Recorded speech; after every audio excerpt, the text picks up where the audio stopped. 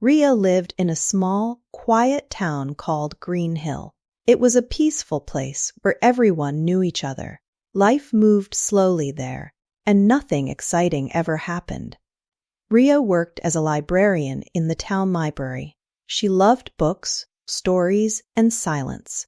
Every day, she arranged books, helped visitors, and enjoyed reading mystery novels during her break. One rainy morning, Ria reached the library earlier than usual. The streets were empty, and the sound of rain filled the air. When she opened the library door, she noticed something strange.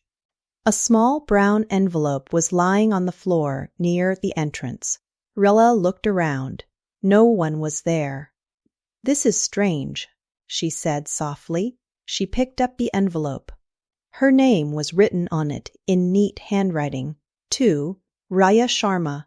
Her heart started beating faster. She did not recognize the handwriting. She slowly opened the envelope. Inside, there was a short letter. "If you want to know the truth about your past, come to the old clock tower at midnight." Ria felt confused and scared. "My past? What truth?" she whispered. She had lived in Green Hill since childhood. Her parents died when she was young, and her aunt raised her. She never knew much about her parents, but she believed there was nothing unusual. All day, Ria could not focus on her work. The letter stayed in her bag, heavy like a secret. She kept thinking about the message. Should I go? What if it is dangerous? What if it is a joke? When evening came, she locked the library and walked home. The rain had stopped, but the sky was still dark.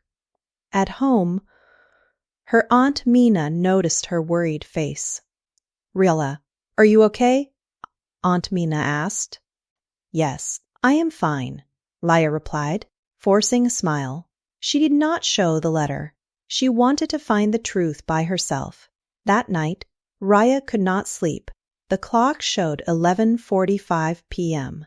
Her heart was racing. Finally, she stood up, wore a jacket, and quietly left the house. The old clock tower was at the edge of town. No one visited anymore. It was broken, dusty, and full of shadows. As Ria reached the tower, the clock struck 12. Dong, dong, dong. The sound echoed through the night. "Hello?" Ria called. No answer. She took a step forward. Suddenly, a voice spoke from the darkness. "You came." Ria jumped in fear. A tall man stepped into the moonlight. He was wearing a long coat and a hat. His face was serious but calm. "Who are you?" Ria asked. "My name is Arjun," the man said, "and I know the truth about your parents." Ria's hands started shaking. "Tell me," she said. "Please." Arjun looked around carefully before speaking. "Your parents were not ordinary people," he said slowly. "They were investigators. They searched for hidden truths." Ria was shocked. "That is not possible," she said. "They died in an accident." "That is what everyone believes," Arjun replied. "But the accident was not an accident." Ria felt dizzy. "Why are you telling me this now?" she asked. "Because someone is still watching you," Arjun said, "and you are in danger." Before Ria could ask more questions, a loud noise came from behind the tower. "Footsteps. Someone is coming," Arjun said. "We must leave." They ran through a narrow path behind the tower. Ria followed him without thinking. Her mind was full of questions. They stopped near an old house. "This was your parents' secret place," Arjun said. "They hid something important here." He gave her a small key. "Go inside tomorrow morning," he said, "and trust no one." "Wait," Ria said. "What about you?" But Arjun was already gone. Ria returned home before sunrise. Her body was tired, but her mind was awake. Was this real, or was it a dream? The next morning, she took a day off from work. She told her aunt she had a headache. Then she walked to the old house. The house was dusty and silent. Using the key, she opened the door. Inside, she found old files, photos, and notebooks. One photo caught her attention. It was her parents, standing near the clock tower. On the back of the photo, a message was written. "The truth is hidden in the library." Ria gasped.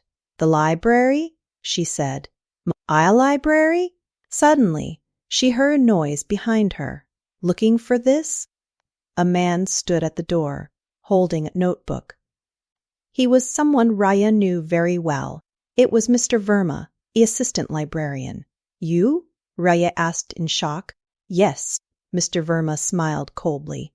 "I have been waiting for you to find out." Ria felt betrayed. "You sent the letter," she said. "Yes," he replied.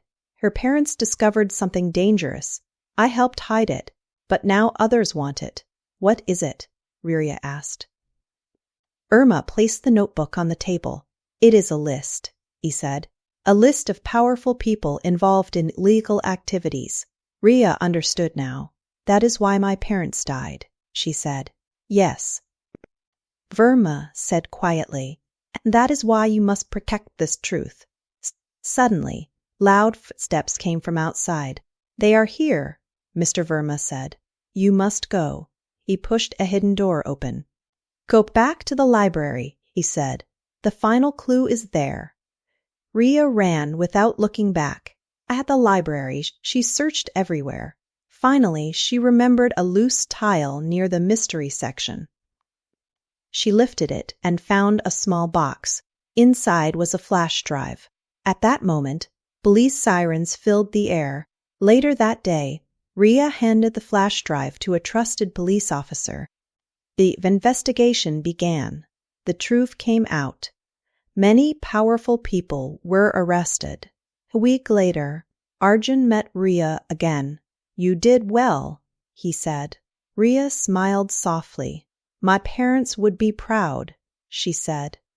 "Yes," Arjun replied. "And now the mystery is finally solved." Ria returned to her normal life, but she was no longer the same. She understood that even a quiet life can hide powerful secrets. And sometimes the truth waits for the right person to discover it.